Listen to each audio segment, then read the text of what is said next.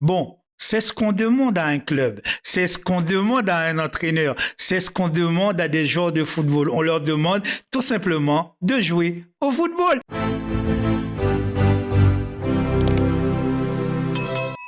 Hier soir, le FC Barcelone est arrivé, pas dans n'importe quel stade, à Saint James Park, un stade emblématique face à un Newcastle qui était venu pour en découdre.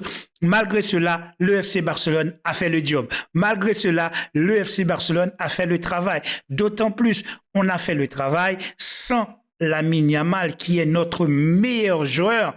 Alexander Baldé également blessé, donc n'était pas de la partie. On est arrivé avec une charnière centrale composée de Kourbassi, Arroyo à droite, bon Jules Koundé, mais à gauche, c'était notre ami Gérard Martin qui a passé un très sale quart d'heure, mes amis, avec ce joueur rapide Elenga qui lui a fait voir vraiment de toutes les couleurs.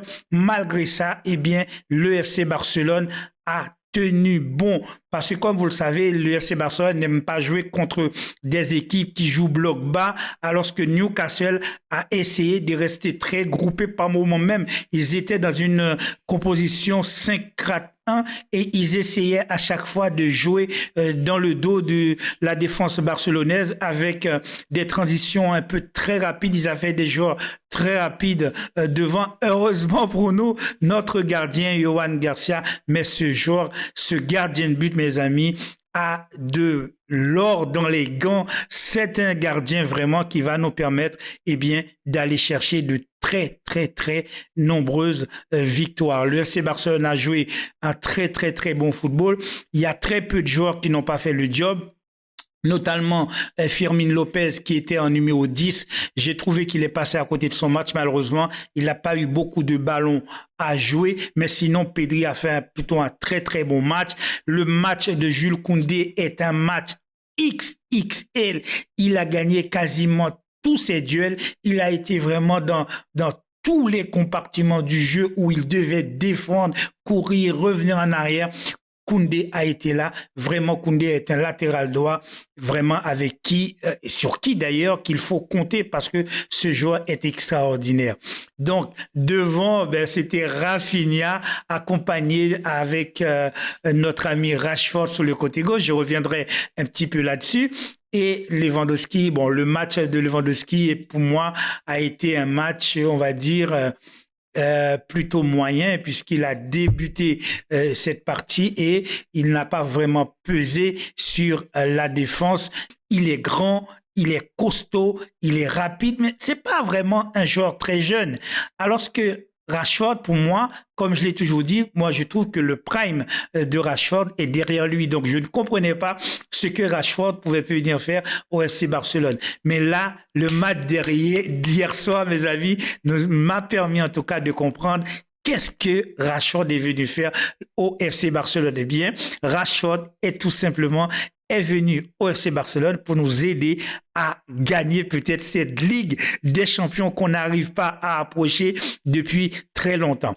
Je disais à ma femme avec qui j'ai regardé le match que je trouvais que Rashford, par moment, il faisait un petit peu trop. Des moments où il avait la possibilité, normalement, de pouvoir passer la balle, eh bien, il essayait d'aller au bout des actions. Mais il faut le comprendre, puisque en Liga, il n'est pas encore très efficace. Il a marqué qu'un seul but lors d'un match qui n'était pas tout à fait officiel, important, etc. En Liga, il a encore rien fait. Et là, en Ligue des Champions, eh bien, je pense qu'il était à cœur. Il avait besoin, effectivement, d'apporter, de montrer ce pourquoi il est venu dans un club comme le FC Barcelone. Et là, mes amis, force est de constater que Rashford m'a cloué le bec. C'est vraiment, il faut pas avoir peur de le dire. Je commençais à l'insulter, je criais, je disais, mais je ne comprends pas pourquoi il passe pas la balle quand il voit qu'il ne peut pas aller au bout de l'action. Pourquoi il s'entêtait vraiment comme ça? Et c'est là que tu vois les grands joueurs, c'est là que tu vois quand un joueur a de la haine, quand un joueur a besoin vraiment de marquer de son empreinte. Même si la première mi-temps s'est terminée, on va dire, plus ou moins difficilement pour nous, eh bien, en deuxième mi-temps, l'équipe du FC Barcelone, je trouvais, a mieux joué. Et justement, sur une action qui va arriver sur le côté droit avec Jules Koundé, je vous rappelle quand même que Jules Koundé, qui est droitier, va déposer un ballon sur la tête de Rashford avec son pied gauche, son plus mauvais pied, et il va déposer ce bijou sur la tête de Rashford. En plus, il fallait pouvoir marquer ce but. Ce n'est pas du tout un but facile, ce n'est pas du tout un but tombé du ciel. C'était un but qui a été cherché, qui a été mené sur un contre du FC Barcelone, et Rashford va pas se poser de questions, n'est-ce pas? Et là, il va mettre ce coup de tête décroisé qui va nous permettre de marquer 1-0. Et à la minute que le FC Barcelone va marquer ce 1-0, il faut le reconnaître, la physionomie du match va changer. Déjà dès la première mi-temps, on avait mené déjà, le FC Barcelone avait 64% de possession de balle, et arrivé au deuxième mi-temps, eh bien c'était encore plus conséquent. Là, on a vu vraiment que le FC Barcelone, eh bien, était là pour jouer au football, et notamment le deuxième but qui va être un but magnifique. Ce but va être marqué par Rashford, mais que Rashford, c'est lui qui va faire vraiment tout le travail. Rashford va faire tout le travail pour marquer ce but, puisque il va être au départ du ballon, il va longer quasiment tout le terrain, il va parcourir peut-être 70 mètres pour trouver dans cette situation où là, il va arracher le ballon, il va tout faire pour le conserver, pour mettre le ballon sur ce bon pied et déclencher cette frappe monumentale qui va se loger sous la barre transversale et qui va permettre effectivement au FC Barcelone de mener 2-0. Mais arrivé à ce 2-0, je me suis dit, est-ce que Hansi Flick va garder cette équipe telle qu'elle? Est-ce que Hansi Flick va continuer à attaquer à l'instar de ce qui nous était arrivé lors du match face à l'Inter de Milan en Ligue des Champions, où on menait 3-2 à quelques instants, n'est-ce pas, de la fin du match? Il avait sorti un attaquant pour faire entrer Lewandowski, et on connaît la suite. Eh bien, on avait perdu le match et en même temps éliminé en demi-finale de la Ligue des Champions. Cette fois-ci, le changement d'Hansi Flick a été un changement très judicieux, puisqu'il a fait sortir un attaquant pour rentrer un défenseur qui était Casado, qui est venu mettre le pied sur le ballon et muscler le milieu de terrain, ce qui va nous permettre effectivement de conserver la victoire, parce que justement dans les arrêts de jeu, sur un contre, Newcastle donc va égaliser, va revenir au score à 2-1, et l'arbitre a ajouté 7 minutes de jeu supplémentaire.